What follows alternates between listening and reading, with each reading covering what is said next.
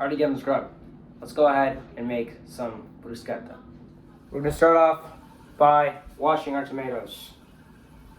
I got them from my neighbor's garden, especially since they're from my neighbor's garden. Wash them, okay? Okay, so then after that, once you wash your tomatoes, I'm using a chef's knife. You could, if you want, use a knife like this. It's like serrated. You can't really see it well. I'm actually gonna use this knife. Anything that like has like a curve to it, you can use that, because with tomatoes, you'll lose the juice if you don't like use a serrated knife. I think that's what it's called, serrated. Anyways, we're gonna go ahead and chop these into like super tiny pieces.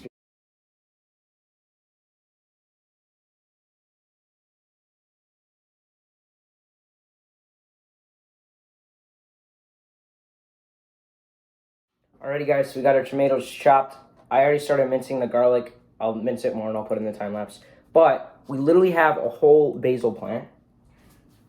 He's going back here. We'll call him Kevin. Can you see? You can see Kevin. But a great way to mince your basil, or at least cut it into fine pieces, is you stack it on top of each other. Yeah. Then I might need a little bit more basil. It depends on how much I'm using here. But then, I had to take the stem off. You roll it up. So you just kind of roll it. Yep. Just like that. Now, once you do that, you put the bottom side down. Probably do a little bit thinner slices. There you go. Now, if I were you, I'd do thinner slices, but I mean, dude, it's basil, and you can't really go wrong with it. Go ahead and set that to the side. I might chop a little bit more, so if you see more later, that is what I did. And time lapse, let's go.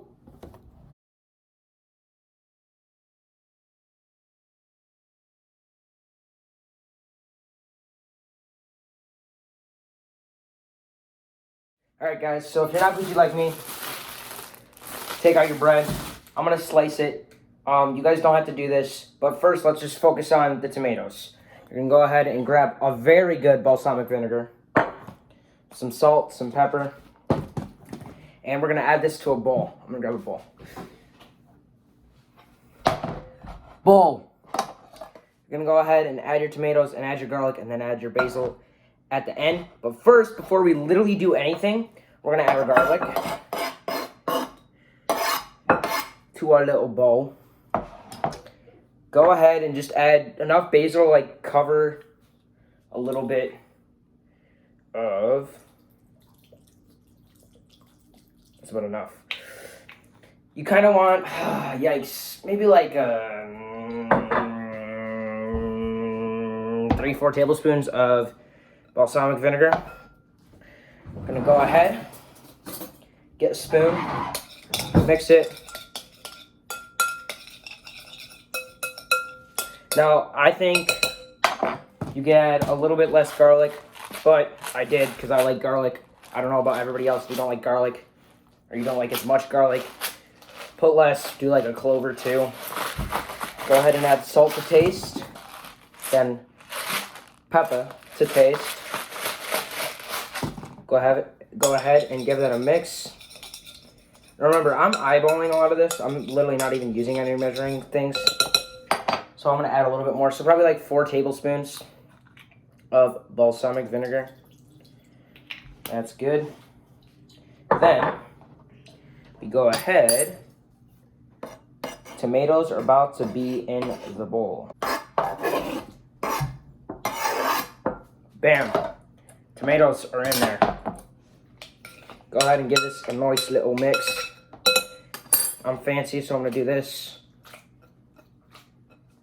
Hold on. It's all mixed up. Get the sides, get that garlic off the sides. I think that's literally the perfect amount of balsamic. Pepper and salt to taste. Can never be too salty. Go ahead, drop in our basil. I think I'm gonna add a little bit more, but you guys are just gonna have to deal with it for like viewing purposes. Yeah, definitely add a little bit more. So, this is what it should look like. Oh.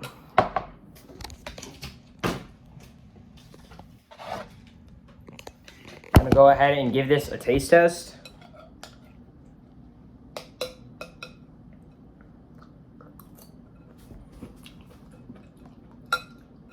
All right, so we're gonna let it sit for 20 to 30 minutes. I added more basil. The taste test was obviously awesome. That's just because I made it, obviously.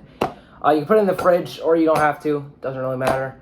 But if you don't let it rest, Papa give you no kiss. So, all right, losers, still bread. Look at the top right corner. Don't do that with your knives. Look at the top right corner, and that will be the time that you skip to if you're not doing bread. If you are doing bread and you're an absolute G, go ahead and start cutting into yo bread, boy. To just show you how stale this is.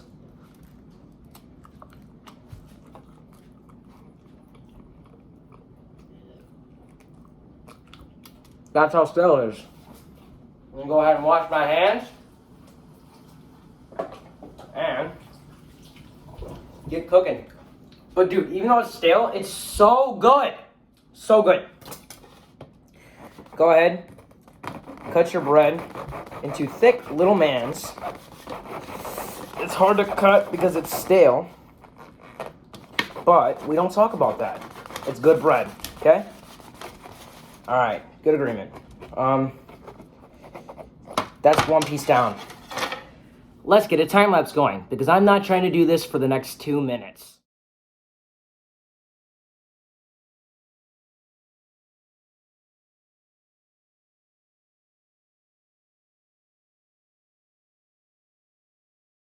We're gonna go ahead and add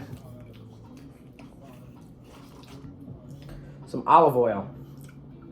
Now I have extra virgin. If you just have olive oil, use it. I should not be using extra virgin, but I am because I'm just a baddie like that.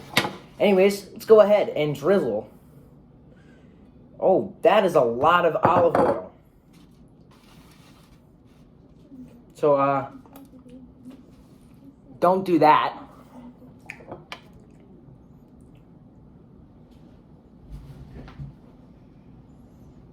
Go ahead and slowly drizzle. Don't be an idiot like me. I'm doing both sides, but I'm gonna put this on the time lapse. But before we do that, let's go ahead and add salt, light salt, and some pepper. I'm gonna add a little bit of garlic, granulated garlic, because I'm kind of making it like a what's it called? A garlic bread. I don't know why I couldn't think of that. Some Italian seasoning. And after that, we'll be all good. But that's only 2 pieces of bread. The rest I'll do right now. But do that on however much you're feeding. And then we'll go throw them in the boiler. And we're about to eat some Muslim food.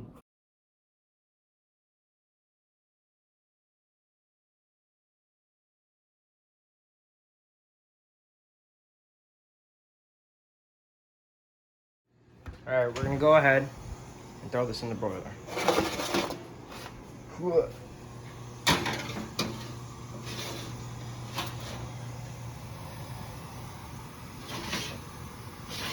Oh yeah, brother. Some are burnt. But I mean, I like them burnt. I don't know about you guys. Go ahead and turn off the oven. Make sure you turn off the oven. I'm not trying to burn any houses down. That one. No, it's this one. This one literally looks perfect. Alrighty. It's been sitting for 20 to 30 minutes. Mix it up. Go ahead and plate, losers. Alrighty guys, and we have final products. Let's go ahead and get this taste test. Alrighty guys, let's give this guy a taste test. Bruschetta. Oh my god, I'm so excited to try it. I've been cooking for like 30 minutes. Let's go ahead. Listen to this crunch. Bro.